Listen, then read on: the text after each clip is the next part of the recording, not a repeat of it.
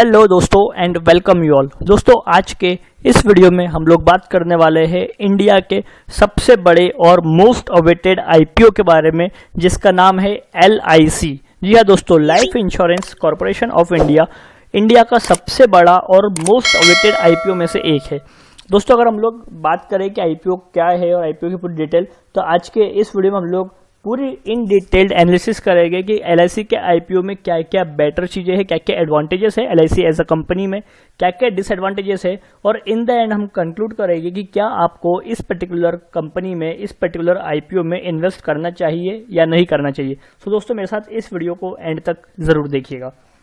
दोस्तों अगर हम लोग सबसे पहले बात करें तो दोस्तों सबसे पहले आता है कि आईपीओ जो है कितना सब्सक्राइब हो चुका है। तो अगर हम लोग डिटेल की बात करें तो दोस्तों डिटेल में आईपीओ अभी सब्सक्राइब हो चुका है, जहां रिटेल इन्वेस्टर्स ने 1.34 टाइम्स सब्सक्राइब किया है, वही एम्प्लॉयज़ ने 3.36 टाइम्स और पॉलिसी होल्डर्स ने 4.31 टाइम्स। तो ये ऑलरेडी सब्सक्राइब हो चुका है, बट देन टू अगर आप अप्लाई करना चाहें तो आप अप्लाई कर सकते हैं। दोस्तों हम लोग बात करते हैं इंश्योरेंस एज अ इंडस्ट्री की। तो इंश्योरेंस एज अ इंडस्ट्री ये एक ग्रोइंग इंडस्ट्री है जो कि रैपिडली ग्रो कर रहा है। इसका पेनिट्रेशन लेवल भी बहुत ज़्यादा है, क्योंकि इंडिया में अभी इंश्योरेंस केवल 3% ही है। और ये जो है अगर हम लोग इसे कंपेयर करें विथ फॉरेन कंट्रीज जहाँ पर 6 to 7% है, तो यहाँ पर ग्रोथ के बहुत ज़्यादा चांसेस है, क्योंकि यहाँ पे पॉपुलेशन क्राइटेरिया भी होता है। इस वजह से इस पर्टिकुलर सेक्टर में, इंश्योरेंस में, इन लाइफ इंश्योरेंस सेक्टर, ये एक बहुत बड़ा और बहुत वास्ट इंडस्ट्री है। जहाँ तक आप देख पा रहे हो दोस्तों कि यहाँ पर जो मैंने डिटेल दिया है कि लाइफ इंश्योरेंस और नॉन लाइफ इंश्योरेंस दोनों को अगर आप देखो तो दोनों ही इंडस्ट्री ग्रो कर रही है। अब दोस्तों हम लोग डिटेल में समझते हैं कि लाइफ इंश्योरेंस और लाइफ इंश्योरेंस की डिटेल समझते हैं, क्योंकि हमारी जो कंपनी है LIC ये लाइफ इंश्योरेंस कैटेगरी में आती है। तो दोस्तों life insurance as a sector ये एनुअली 14 to 15% ग्रो कर रहा है, जो कि एक काफ़ी अच्छा नंबर है। वही दोस्तों इसका रीज़न क्या है कि ये इंडस्ट्री इतनी स्पीडली ग्रो कर रही है? तो इसका मेजर रीज़न है कि यहाँ पर इंडिया में जो मिडिल क्लास है वो स्पीडली ग्रो कर रहा है, और जैसे जैसे इंडिया का मिडिल क्लास ग्रो हो रहा है उनका फाइनेंशियल एजुकेशन भी शिफ्ट हो रहा है, और इस वजह से वो बहुत ज़्यादा अवेयर है अपने फाइनेंशियल डिसीजंस को लेके, और इसी रीज़न से वो लोग इंश्योरेंस लेने के लिए पसंद करते हैं। और इंश्योरेंस लेने के लिए ये लोग प्रिफर्ड है कि वो अपने लाइफ में कहीं ना कहीं health insurance, medical insurance, life insurance, term plans, ये सब ले। दोस्तों अगर हम लोग टोटल बात करें कि इंडिया में कितने टोटल कंपनीज है इंश्योरेंस सेक्टर में, तो दोस्तों in insurance sector, particularly in life insurance sector, जहाँ पर 24 कंपनीज है जो कि लाइफ इंश्योरेंस सेक्टर में ऑपरेट करती है। और दोस्तों मेजॉरिटी ऑफ कंपनीज के फॉरेन कोलैबोरेशन है, तो इस वजह से ये जो कंपनीज है इनके पास में एक स्ट्रॉन्ग बैकअप है। बट LIC जो कि एक गवर्नमेंट ओन्ड कंपनी है, जिसका 100% स्टेक गवर्नमेंट के पास था, वो धीरे धीरे अब प्राइवेटाइजेशन के ऊपर आ रहा है, और ये प्राइवेटाइजेशन इन्होंने IPO से स्टार्ट किया है। सो चलिए दोस्तों अब हम लोग समझते हैं कि LIC एज अ कंपनी की क्या एडवांटेजेस है और क्या डिसएडवांटेजेस है। सबसे पहले दोस्तों हम लोग एडवांटेजेस के बारे में अगर देखें तो LIC जो है एक लार्जेस्ट AUM कंपनी है, जिसका मतलब है असेट अंडर मैनेजमेंट। तो ये इंडिया की एक ऐसी इंश्योरेंस कंपनी जिसके पास में बहुत बड़ा AUM है। अगर मैं आपको सिंपल लैंग्वेज में समझाना चाहूँ तो LIC के पास में इतना AUM है जो कि अदर जो बाकी कंपनीज है, अगर उन सब का कोलैबोरेट करके अगर मिला भी लो तो भी वो LIC के बराबर नहीं होता है। तो इतनी पावर है LIC की। सेकंड दोस्तों LIC का जो सबसे बड़ा एडवांटेज है वो है स्ट्रॉन्ग एजेंट नेटवर्क।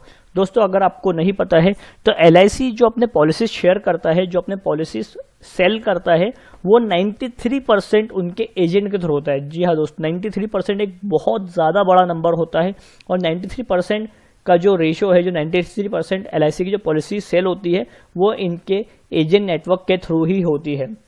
और दोस्तों ट्रस्टेड ब्रांड LIC जो है एक मेजर ट्रस्टेड ब्रांड है इंडिया में, और अगर हम लोग इस ब्रांड की बात करें तो इंडिया में LIC second most valuable brand है ऑफ इंडिया। वही दोस्तों ग्लोबली LIC जो है वो third most strong insurance brand है ऑफ द वर्ल्ड। तो ये LIC का बहुत ज़्यादा बड़ा फ्यूचर है, क्योंकि LIC एक स्ट्रॉन्ग कंपोनेंट है और इसकी ब्रांड वैल्यू भी बहुत ज़्यादा है। तो दोस्तों अगर हम लोग LIC के और ब्रांड वैल्यू की बात कर ही रहे तो मैं यहाँ पे आपसे एक क्वेश्चन ज़रूर पूछना चाहूँगा, और दोस्तों ये क्वेश्चन ये है कि which is the most trusted brand of India. India का जो मोस्ट ट्रस्टेड ब्रांड है वो कौन सा है। 2 नंबर पे तो ऑब्वियसली LIC है। अब दोस्तों आपको मुझे बताना है कि 1 नंबर पे LIC ऐसा कौन सा ब्रांड है जो कि इंडिया में मोस्ट ट्रस्टेड ब्रांड है, जिसमें A है रिलायंस इंडस्ट्रीज, B है टाटा ग्रुप, C है बिरला ग्रुप और D है जोमेटो। तो आप मुझे कमेंट सेक्शन में इसका आंसर ज़रूर दीजिएगा, और मैं जिसका भी कमेंट प्रॉपर होगा मैं उसे हार्ट ज़रूर दे दूंगा। तो दोस्तों चलिए अब हम लोग वापस आते हैं टॉपिक पे, और अब हम लोग डिस्कस करेंगे कि क्या डिसएडवांटेजेस है LIC एज अ कंपनी की। तो जो मेजर डिसएडवांटेज है वो है स्लो रेवेन्यू ग्रोथ। दोस्तों इंडिया में 2000 तक LIC की मोनोपोली थी, बट जैसे ही ये मोनोपोली टूटी और जैसे ही 2001 में प्राइवेट प्लेयर्स ने इस पर्टिकुलर सेक्टर में आना स्टार्ट किया, LIC का रेवेन्यू धीरे धीरे कम हो गया। बट दोस्तों रिसेंटली देखा गया कि LIC का रेवेन्यू रैपिडली कम होते जा रहा है, और LIC इस पर्टिकुलर मार्केट में, जो कि एक ग्रोइंग मार्केट है, वहाँ पर अपने मार्केट वैल्यू को सस्टेन नहीं कर पा रही है।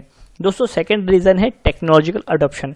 जैसे कि दोस्तों आपने देखा कि LIC का जो मेजर पॉलिसी जो सेल होती है वो 93% उनके एजेंट के थ्रू ही होती है, और यही रीज़न है कि LIC खुद को दूसरे एग्रीगेटिंग प्लेटफॉर्म, दूसरे इंश्योरेंस एग्रीगेटिंग प्लेटफॉर्म पर लिफ्ट नहीं कर रहा है।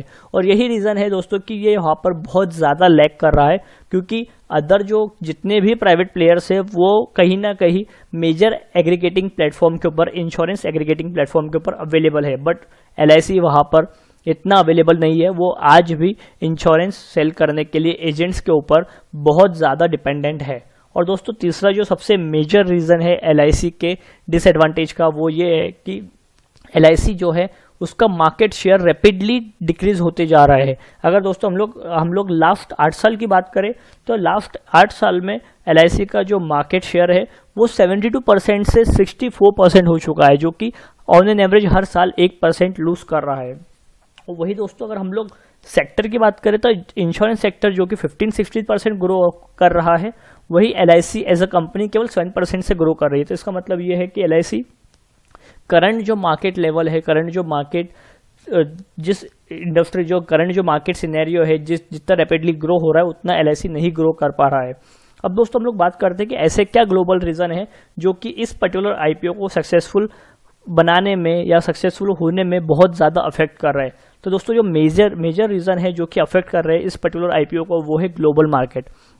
जी हाँ दोस्तों, इस रशिया और यूक्रेन वॉर से इस पर्टिकुलर IPO को बहुत ज़्यादा अफेक्ट हुआ है, और यही रीज़न है कि मार्केट जो है, मार्केट अभी स्लो डाउन हुआ है, मार्केट ने अभी करेक्शन किया है बहुत ज़्यादा, और इसी रीज़न की वजह से कहीं ना कहीं आपको IPO के अंदर भी कुछ अफेक्शन देखने को मिले। और दोस्तों सबसे पहले अगर मैं आपको बता दूं कि अगर आप लिस्टिंग गेन के लिए इस पर्टिकुलर IPO को फिल कर रहे हैं तो दोस्तों मैं आपको बता दूं कि लिस्टिंग गेन में इस पर्टिकुलर IPO का बहुत ज़्यादा चांसेस नहीं है कि ये एक अच्छा गेन करे।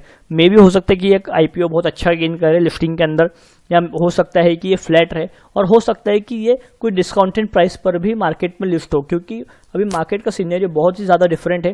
बट देन तो दोस्तों हम लोग होप करेंगे कि हमारा जो, अगर हम लोग इन्वेस्ट करते हैं तो हमारा जो भी मनी रहे वो लिस्टिंग गेन के साथ में, और अगर आप इन्वेस्ट करना चाहते हैं तो कोशिश करिएगा कि इस पर्टिकुलर कंपनी में आप लॉन्ग टर्म के लिए ही इन्वेस्ट करें। शॉर्ट टर्म के लिए आपको इतना बेनिफिट नहीं होगा, लेकिन लॉन्ग टर्म के लिए ये बहुत ज़्यादा बेनिफिशियल हो सकता है। दोस्तों अब दोस्तों लास्ट में अगर आप इस पर्टिकुलर IPO को सब्सक्राइब करना चाहते हैं तो मैं आपको रिकमेंड करूंगा कि आप ग्रो एप्लीकेशन यूज़ करें, क्योंकि ग्रो एक इजी प्लेटफॉर्म है जहां पर आप जाके इस पर्टिकुलर IPO को अप्लाई कर सकते हैं, जिसका लिंक मैंने डिस्क्रिप्शन में दे रखा है। तो आपको ग्रो एप्लीकेशन का लिंक डिस्क्रिप्शन में मिल जाएगा, आप लिंक पर जाके उस पर्टिकुलर एप्लीकेशन को डाउनलोड कर लीजिए, अपने डिटेल्स फिल कर दीजिए, और फिर आप जाके LIC के IPO पर अप्लाई कर सकते हैं। तो दोस्तों मुझे लास्ट में कमेंट करके ज़रूर बताइएगा कि आप LIC के इस पर्टिकुलर IPO में इन्वेस्ट करने वाले हैं या नहीं करने वाले। अगर आपको ये वीडियो पसंद आया तो वीडियो को दोस्तों लाइक कर दीजिएगा।